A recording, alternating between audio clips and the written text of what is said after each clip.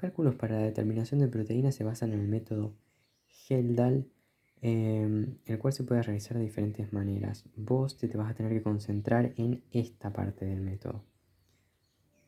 Esta parte.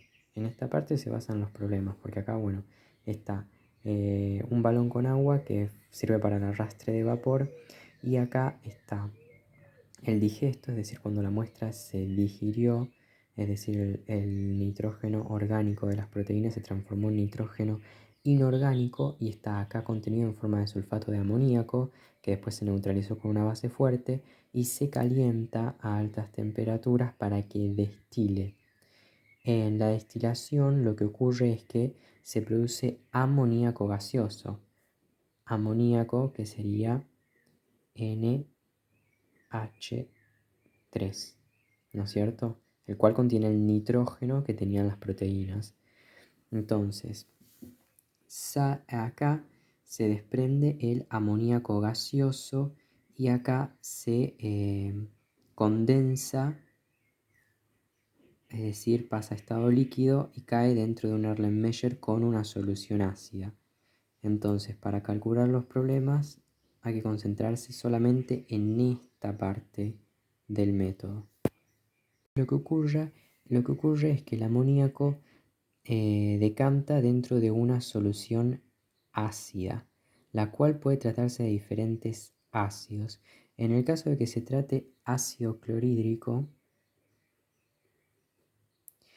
una molécula de ácido clorhídrico va a reaccionar con una molécula de amoníaco. Por ende, la relación es 1 a 1.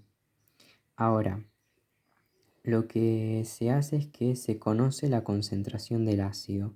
Entonces, una parte del ácido va a reaccionar con el amoníaco y otra parte va a quedar libre. Entonces, lo que luego se va a hacer es una titulación en la cual vos vas a medir el ácido clorhídrico que quedó libre, es decir, que no reaccionó con el amoníaco. Por ende, vas a saber cuánto del ácido había reaccionado con el amoníaco. Eso lo vas a poder saber porque vos vas a saber, si tenés la concentración de este ácido, vas a saber cuánto ácido tenías acá. Entonces vas a saber cuánto reacciona acá y cuánto reaccionó con el amoníaco. Teniendo en cuenta que la relación es 1 a 1 en este caso, la misma cantidad de moles de ácido clorhídrico que reaccionaron te van a decir la cantidad de moles de amoníaco que había. Entonces, si vos tenés que, por ejemplo, había 0,03 moles de ácido clorhídrico que reaccionaron, por ende había 0,03 moles de amoníaco. Por ende había 0,03 moles de nitrógeno, porque cada molécula de amoníaco tiene un átomo de nitrógeno. Esto es como el mol, es decir, medida de cantidad de moléculas. Entonces, por ejemplo, yo te digo, tenés 0,03 moléculas de amoníaco, entonces vas a tener 0,03 moléculas de nitrógeno, por ejemplo. Entonces, sabiendo que tenés estos moles de nitrógeno, vos tenés que llegar a cuántos moles de nitrógeno había en la muestra. Esto después lo tenés que pasar a gramos, diciendo un mol de nitrógeno son 14 gramos. Los moles de nitrógeno que vos tenías en la muestra, ¿cuántos gramos son? Después, el siguiente paso es, una vez que sabes los gramos de nitrógeno que tenías en la muestra, tenés que calcular el porcentaje. Para calcular el porcentaje a vos te va a decir qué cantidad de muestra había. Entonces, si a vos te dice que partís de 0,2 gramos de muestra, esto va a ser el 100% de la muestra. Entonces, si vos tenías, por ejemplo, 0,0009 gramos de nitrógeno, ¿qué porcentaje de la muestra representan? Entonces, una vez que tenés el porcentaje de gramos de nitrógeno en la muestra, ese porcentaje se va a multiplicar por un factor de conversión que te va a dar el porcentaje de proteínas de la muestra. Un factor de conversión universal es 6,25%, es el que vas a usar. Si no, él te va a dar otro factor de conversión y vas a usar ese si el problema te lo da. Si el problema no te da factor de conversión, usas 6,25 y esto te va a dar porcentaje de proteína. Hay otra segunda opción. Vos siempre recordá que la solución ácida va a estar acá y luego se titula con una base que generalmente es hidróxido de sodio 0,1 normal, por ejemplo. Bueno, la segunda opción es que acá en vez de haber ácido clorhídrico haya ácido sulfúrico. En ese caso, 1 mol de ácido sulfúrico reaccionan con 2 moles de amoníaco y 1 mol de ácido sulfúrico reaccionan con 2 moles de hidróxido de sodio. Bueno, la teoría es la misma, o sea, parte del ácido va a reaccionar con el amoníaco y parte del ácido va a quedar libre. Por ende, cuando vos titulás, medís el ácido libre. Si vos, por ejemplo, en la titulación, en los mililitros que gastaste, tenés que se gastaron, por ejemplo, 0,01 moles de NaOH. Eso significa que va a haber la mitad de moles de ácido sulfúrico, porque 2 reaccionan con 1, ¿no es cierto? Entonces ahí vos haces la relación 2, 1 y vas a obtener moles de ácido sulfúrico, ¿no es cierto? Una vez que tenés los moles de ácido sulfúrico, vas a poder decir, bueno, sabiendo que la solución esta tenía tantos moles de ácido sulfúrico, bueno, estos reaccionaron con el NaOH. El resto reaccionaron con el amoníaco. Entonces vos cuando haces la relación, ponele que te quedaron, no sé, 0,2 moles de ácido sulfúrico que reaccionaron con el amoníaco. Por ende, si vos tenés 0,2 moles de ácido sulfúrico que reaccionaron con el amoníaco, como la relación es 1 a 2, va a haber el doble. Entonces vas a tener 0,4 moles de amoníaco.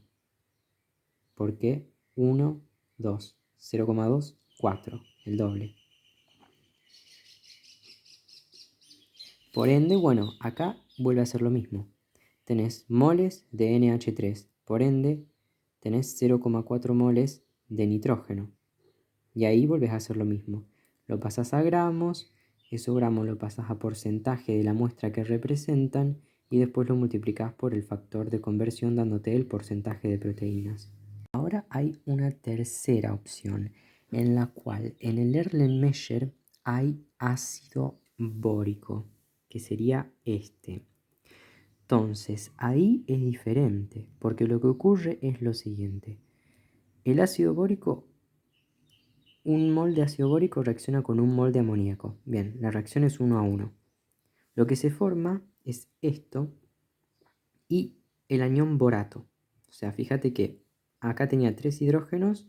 Bueno, uno de esos hidrógenos se va con el amoníaco, entonces te queda NH4, H2BO3 menos. O sea, queda un anión borato con carga negativa. Por ende, la titulación no se va a realizar con una base, porque el borato es negativo, sino que se va a realizar con un ácido. Puede ser ácido clorhídrico o ácido sulfúrico.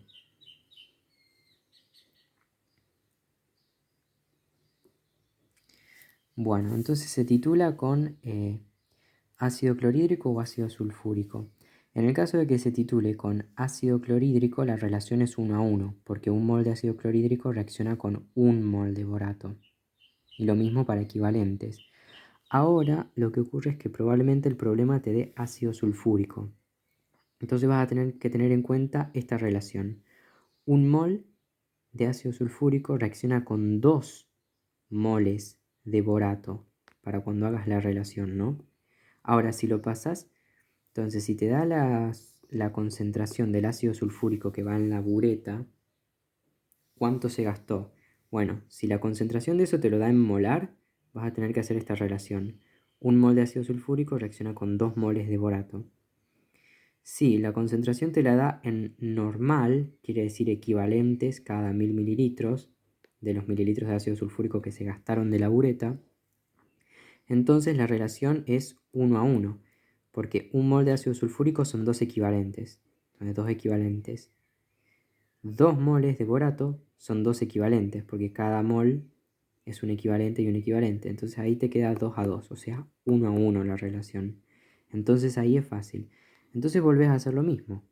Calculás los moles de borato que hay, en el Erlenmeyer. La diferencia acá es que los moles de borato, ponele que te da 0,3 moles de borato. Entonces quiere decir que había 0,3 moles de NH3 que reaccionaron con esa cantidad. Porque, por ejemplo, en los otros dos casos tenés parte del ácido que reacciona y parte del ácido que queda libre y vos medís el ácido libre. Entonces después calculás cuánto ácido te reaccionó. Bueno, en este caso no es así. En este caso lo que ocurre es que vos medís el borato, por ende el ácido bórico que reaccionó. Es directamente proporcional al ácido bórico que reaccionó porque vos medís el compuesto que se forma a partir de la reacción de ambos, es decir, el borato.